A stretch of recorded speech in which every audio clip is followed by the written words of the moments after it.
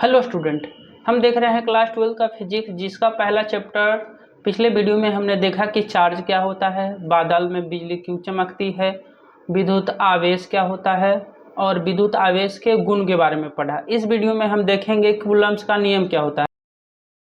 चलिए समझते हैं कि कूलम्ब का नियम क्या होता है, यानी कि कूलम्ब्स लॉ। कूलम्ब के नियम के अनुसार किन्हीं दो स्थिर आवेशों के बीच आकर्षण या प्रतिकर्षण बल का परिमाण सीधे आवेश के परिमाण के गुणनफल के समानुपाती होता है। यानी कि आपके पास अगर दो चार्ज है, दोनों चार्ज के बीच में जो फोर्स लगेगा वो आपका फोर्स या तो आकर्षण फोर्स हो सकता है या प्रतिकर्षण फोर्स हो सकता है। ये जो फोर्स लगेगा ये इन दोनों चार्ज के गुणनफल के समानुपाती होगा और इन दोनों के बीच का जो दूरी होगा उस दूरी के व्युत्क्रमानुपाती होगा, दूरी के स्क्वायर के व्युत्क्रमानुपाती होगा। अगर हम इसको इक्वेशन फर्स्ट माने, इसको इक्वेशन सेकंड माने, तो इक्वेशन फर्स्ट और सेकंड से सॉल्व करेंगे तो F directly proportional Q1 Q2, अगर हम दोनों को सॉल्व करें तो F Q1 Q2 by r square ये आया। अगर ये प्रोपोर्शन का साइन हटाते हैं तो आपको पता होगा कि इसके बदले में एक कांस्टेंट आता है, तो Q1 Q2 by r square. यहाँ पे आपका एक फोर्स का फॉर्मूला निकला, एफ बराबर के Q1 Q2 by r square, जहाँ के को बोला जाता है कूलम्ब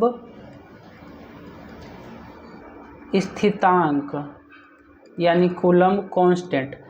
के कुछ मान होते हैं, जिसमें पहला जो मान है वो है 1/4 पाई एप्सिलॉन नॉट, और इसका एक और मान है कि 9 × 10⁹, यानी हम इस के जगह पे रख सकते हैं के बराबर 1/4 पाई एप्सिलॉन नॉट इंटू में Q1 Q2 by r square. ये आपके कूलम्ब का नियम को बताते हैं कि अगर दो चार्ज के बीच में जो फोर्स लगता है तो वो फोर्स का जो मान होगा वो इतना होगा। तो चलिए हमारा अगला टॉपिक है पैरावैद्युतांक, इसको इंग्लिश में बोला जाता है परमिटिविटी। चलिए समझते हैं कि पैरावैद्युतांक क्या होता है। पैरावैद्युतांक उसे बोला जाता है कि जब दो चार्ज है आपके पास, ये एक आपका प्लस चार्ज है, एक आपका माइनस चार्ज है, इन दोनों के बीच में जो फोर्स लगेगा उस फोर्स को जो रोकेगा उसे बोला जाता है पैरावैद्युतांक। यानी कि इन दोनों के बीच में अगर आकर्षण बल लगता है, उस बल को जो रोकता है, जो विरोध करता है, उसी को बोला जाता है पैरावैद्युतांक।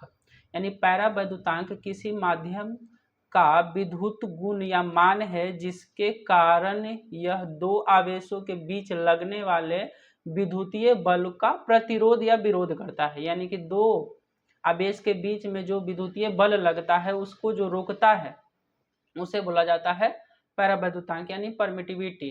ठीक, परमिटिविटी को छोटी ई से डिनोट किया जाता है, इस तरह से इसे बोला जाता है एप्सिलॉन। इसका एक वैल्यू होता है एप्सिलॉन नोट का 8.854 × 10⁻⁻12 कूलम्ब स्क्वायर पर मीटर पर न्यूटन स्क्वायर, ये इसका यूनिट होता है, ऐसा यूनिट होता है ये, और ये इसका वैल्यू होता है। ठीक,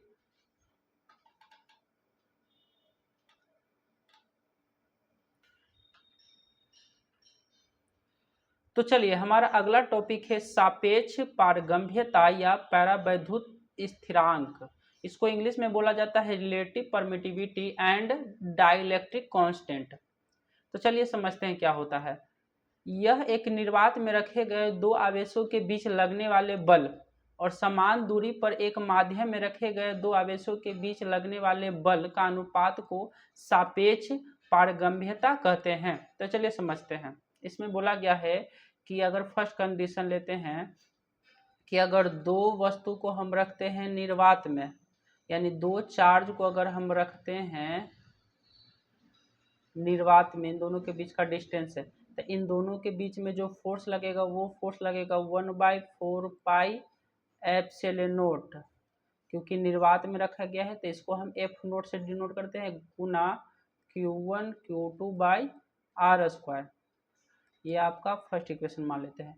फिर क्या बोला गया है कि इसी को हम रखते हैं किसी माध्यम में, किसी माध्यम में रखते हैं इसी को, तो जो फोर्स होगा वो हम इसको एफ एम से डिनोट करते हैं।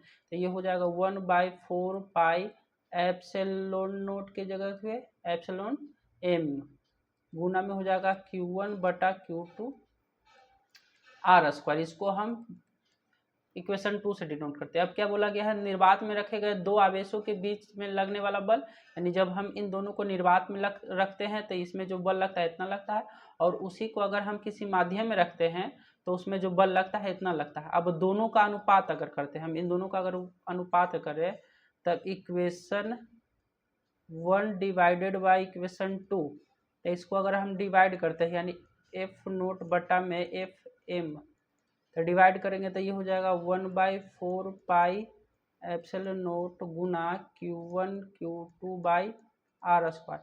अब ये नीचे आ जाएगा तो नीचे आ जाएगा तो हम इसको लिख सकते हैं ऊपर में 4 पाई एप्सिलॉन नोट एम, अब बटा में हो जाएगा ये 1 गुना आर स्क्वायर ऊपर चला जाएगा और हो जाएगा Q1 Q2 by r square ऊपर चला गया। ठीक, अब ये Q1 Q2 से कट गया, आर स्क्वायर से आर स्क्वायर कट गया, 4m से 4 पाई से 4 पाई कट गया, तो यहाँ पे जो आपका बचा एफ नोट बटा एफ एम, ये बचा ई एम बटा ई नोट।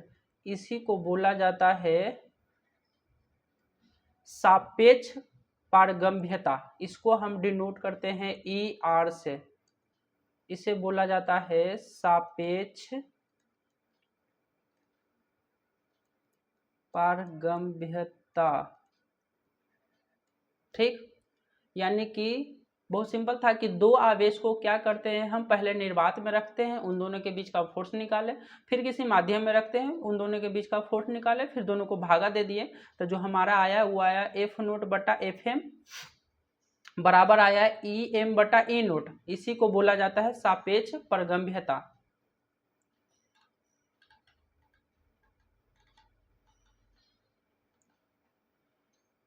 निर्वात में या सापेक्ष पारगम्यता का ही दूसरा नाम होता है परावैद्युत स्थिरांक।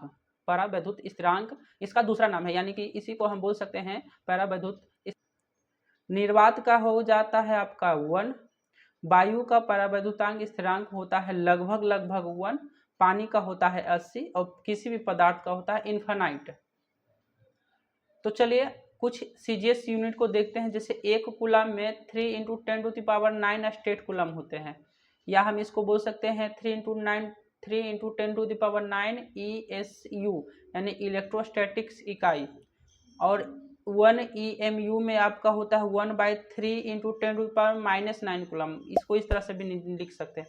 एक कूलम में जो होता है वो आपका होता है 3 × 10⁹ EMU। अगर हम एक EMU में निकाले तो ये दोनों बटा में चल जाएगा, यानी कि 1 बटा हो जाएगा 3 × 10⁹ कूलम बराबर 1 EMU। अगर ये 10 ऊपर जाएगा तो हो जाएगा 1/3 × 10⁻⁹ कूलम बराबर 1 EMU, यानी 1 EMU में होता है 1/3 × 10⁻⁹ कूलम, जो कि यहाँ पे लिखा हुआ है। कूलम बल को केंद्रीय बल भी बोलते हैं और विद्युत बल भी बोलते हैं। केंद्रीय बल क्यों बोलते हैं, क्योंकि जो कूलम बल होता है वो हमेशा चार्ज, अगर ये आपका Q1 है, ये आपका Q2 है, तो ये जिन दोनों का जो बीच में फोर्स लगा वो हमेशा सेंटर पे फोर्स लगता है, इसलिए इसको केंद्रीय बल बोलते हैं और इसे हम विद्युत बल भी बोलते हैं।